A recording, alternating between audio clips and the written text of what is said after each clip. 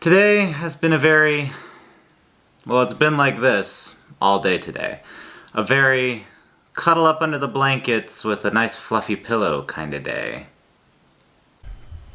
Alright, so, let's discuss that long, massive episode 129. So a couple of things that I learned was the limitations of Movie Studio Platinum. Now, I already knew that I was going to be limited because it's not Vegas and it's not Adobe at all.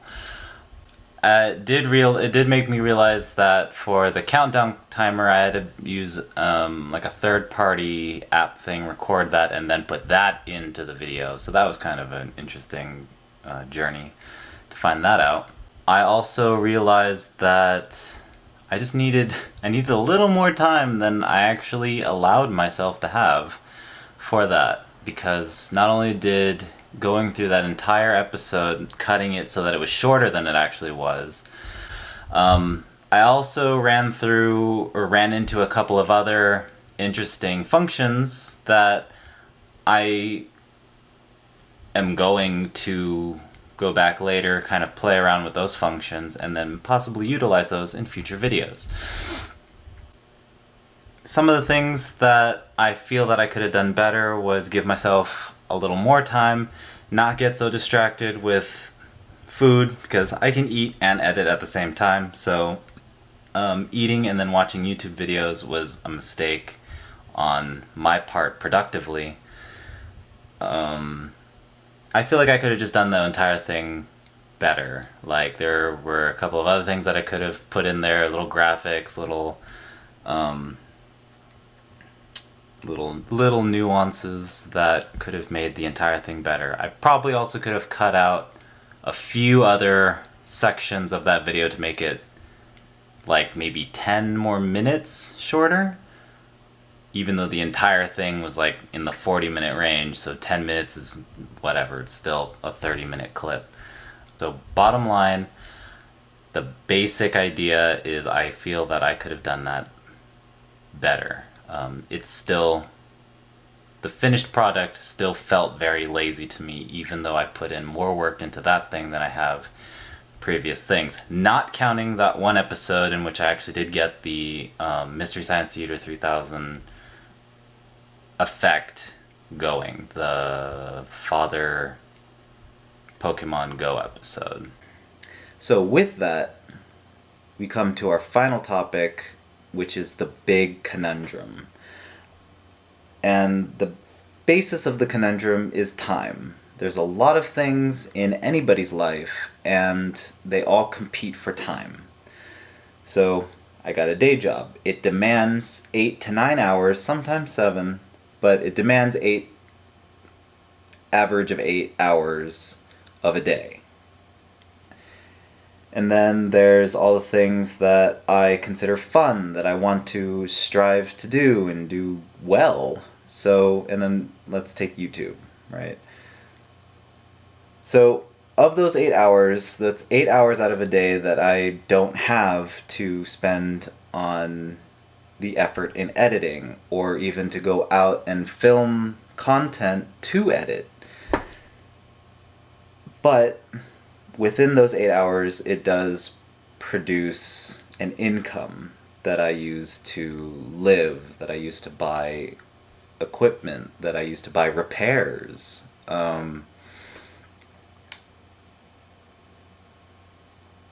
But I was going into this day job knowing that it wasn't going to be what I was going to do for the rest of my life. So, which then brings us to a lot of questions. So there's the larger figure in the background, which is, what do I want to do with myself? And its smaller question of, do I want to commit to YouTube? Because I gotta admit right now, I'm not that great. There's a lot of things that I don't do well. I could get better, but I am willing to learn, but I need time to practice and apply. I can't pin down any one thing that I really want to do, that I really enjoy that much to commit to that. But there are two factors that I always try to have remain constant.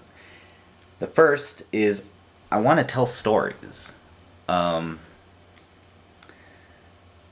it's always been what I consider to have excelled at. More than calculations or more than analytical thinking. Just telling stories has always been really enjoyable for me, because I get to experience some of these stories. I get to relive some of these stories with the people that tell them to me, and then I get to share them with the rest of the people whom I encounter. And then the second thing is I want an adventure. I want to go on journeys. Get up, go out. Get up and go out, whether it be to India, just to the supermarket that's threatening to go out of business, or even just starting from a point of ignorance or from just a lack of knowledge, going and just digging through different sets of information, then finding there's not enough there, getting up, going to the library. Even that kind of exploration, that kind of journey is really fun for me. It's enlightening. Starting from a place of no information and then finding or accumulating the truth, it's really been kind of fun for me. But I've always had a kind of a shyness toward that specific journey, because I feel that there was a process that I was supposed to have learned in college, but my professors never really got around to actually walking us through their steps of that process. So we, as students, all had to kind of figure out our own way. And so when we were learning how to be journalists, or at least I, felt that I was horrible at that process. So, small little thing over there. So yeah, I don't know what to do. I don't know what I want to do with myself. Now even the day job competes with even trying to figure out that whole mental conundrum. This is what makes me lose sleep at night. Not editing, but just that I know that my thoughts in my head are messier than all the post-it notes on my desk. And trust me, there's a lot of post-it notes on my desk. So, do I want to commit to YouTube after 131 days? I don't know. Or it looks like I'm still doing a cute little project. Like, I'm nowhere near I'm confident enough. But YouTube opens up a lot of opportunities for me that's not just entertainment. I could try to do education, I could try to do this and that. That's the draw. That's what's rising this want. So, in summation, if I'm not going to commit to YouTube, and if I'm not going to stay with the day job, then what am I going to do with myself?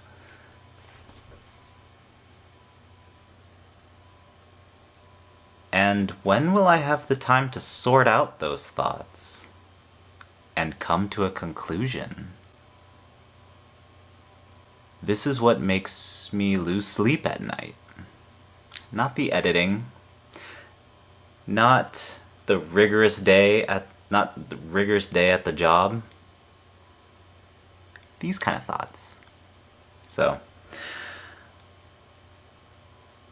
I wish anyone watching this a more restful sleep, and I will see you in the next episode.